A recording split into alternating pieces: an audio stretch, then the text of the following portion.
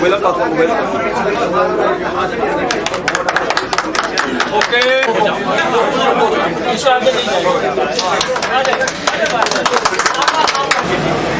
अगर जाना पड़ता है अगर जाना पड़ता है इनको सब लोग इवन माइनस 10 सेंटीग्रेड ये सब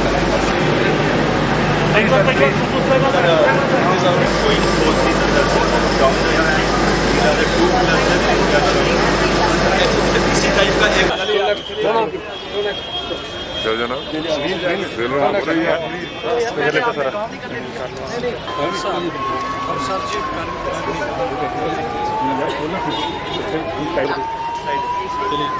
इससे फर्क आ जाएगा। चलिए शाबाश चलिए चलिए शाबाश चीज़ की थी कि ऑफिस में आ जाऊँ। आपको पता है हमारा एक ग्रुप है जिसमें हम सारे डिसेबल लोग काम करते हैं।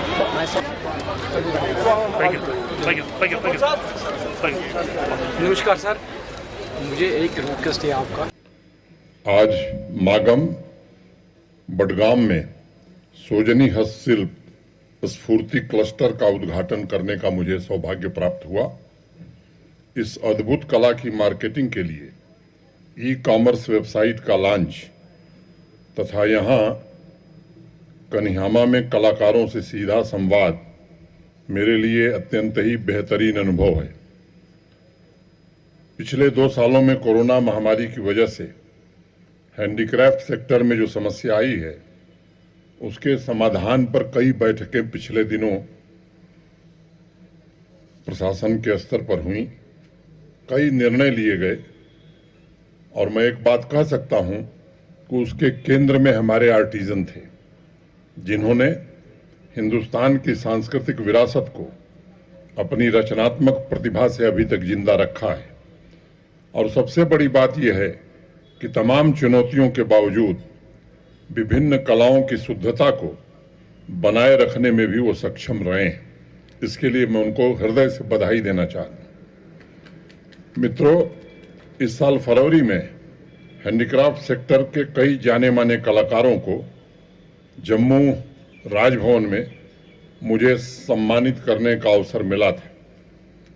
मेरी ख्वाहिश थी उस दिन से ही कि बीरवा तथा कन्यामा के क्षेत्र में एक दिन आप सबसे मुलाकात हो। मैं आभारी हूं हिना भट्ट जी का जिनके कारण ये संभव हो सका। हस्तशिल्प कारीगर विशुद्ध रूप से परंपराओं, रीति रिवाजों तथा संस्कृतियों का प्रतिनिधित्व करने के साथ साथ आवाम और यूटी के समृद्धि का ताना बाना भी बुनते हैं। अनेक प्रोफेशन में परिवर्तन होता है, स्किल बदलते रहते हैं, लेकिन हस्तशिल्प एक ऐसा प्रोफेशन है जिसमें हम निरंतरता देखते हैं। इसका सबसे बड़ा कारण यह है कि हस्तशिल्प के काम में लगे हाथों में दैवीय कृपा होती है। मैंने अगर मैं आपकी भाषा में कहूं तो कुछ ऊपर वाले परवरदिगार का करिश्मा होता है। और यही कारण है कि सोजनी कला में एक साधारण सा दिखने वाला धागा सुंदरता के प्रतीक में बदल जाता है और अपने डिजाइनों के जरिए साधारण से दिखने वाले साल में भी जादू भरने का काम करता है। कुछ महीने पहले अखबार में मैंने पढ़ा था कि बीरवार के पुरस्कार विजेता कारीगर बशीर अहमद भट्ट साहब एक साल पर पिछले 3 सालों से सोजनी कढ़ाई का काम कर रहे हैं। अब आप स्वयं विचार करिए, ये किसी तपस्या से कम नहीं है। जब से मुझे यहाँ आने का अवसर मिला है तब से हम सब कोशिश कर रहे हैं कि जम्मू कश्मीर हैंडीक्राफ्ट के एक मजबूत गढ़ के रूप में स्थापित हो। कश्मीर के कारीगर हों या जम्मू के कारीगर हों, उनके परिवार वालों की समृद्धि, इस कला के व्यापार पर ध्यान केंद्रित किया जाए, ये कोशिश की जा रही है। कला और बिजनेस एक साथ चलने वाली व्यवस्था है। अगर कलाकार को सही मार्केट नहीं उपलब्ध होगा तो धीरे धीरे स्वाभाविक रूप से उसकी कला का पतन होने लगेगा। अभी डीडीसी के चेयरमैन साहब ने इस दिशा में संकेत भी किया। कन्यामा की साल अगर कोई दिल्ली या न्यूयॉर्क में खरीदता है तो उसका प्रॉफिट, उसका लाभ केवल व्यापारी तक सीमित नहीं रहेगा, बल्कि उसका एक बड़ा हिस्सा कलाकारों को मिले ऐसी व्यवस्था निर्मित करने की जरूरत है और इसकी कोशिश भी हो रही है। जम्मू कश्मीर के प्रत्येक क्षेत्र और प्रत्येक गांव ने हैंडीक्राफ्ट की परंपरा को जिंदा रखा है। इसके लिए उसके जो आंतरिक मूल्य के साथ उसके बाहरी मूल्य पर न्याय करके ही उन गांवों की प्रगति हम कर सकेंगे। आज सोजनी कला के जिस स्फूर्ति क्लस्टर का उद्घाटन हुआ है, जैसा मेरे पूर्व बताया गया, हिना जी ने विस्तार से बताया, वो 4.5 करोड़ की योजना के साथ मैं समझता हूं कि जो लक्ष्य जिसकी चर्चा हम सबने की है उसको प्राप्त करने में एक बड़ा माध्यम बन सकता है। जो डीडीसी के चेयरमैन साहब ने बात कही, मैं अनुरोध करूंगा इंडस्ट्री डिपार्टमेंट से और खादी विलेज इंडस्ट्री से कि वहाँ ट्रेंड प्रोफेशनल रहें ताकि अच्छे से यहाँ के स्थानीय लोगों को प्रशिक्षित किया जा सके। बडगांव, वीरवा, चडूरा, चरारे शरीफ आदि इलाकों के 500 आर्टिजन को इस क्लस्टर से जोड़ा गया है ताकि उनकी कला को प्रतिस्पर्धी माने कॉम्पिटिटिव और लॉन्ग टर्म स्थायी तथा कमर्शियली प्रॉफिटेबल बनाई जा सके।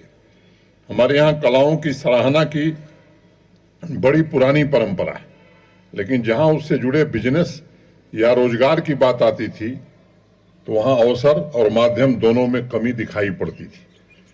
मुझे आप सभी को ये बताते हुए प्रसन्नता हो रही है कि खादी एवं विलेज इंडस्ट्री बोर्ड तथा हैंडीक्राफ्ट डिपार्टमेंट के अंतर्गत पिछले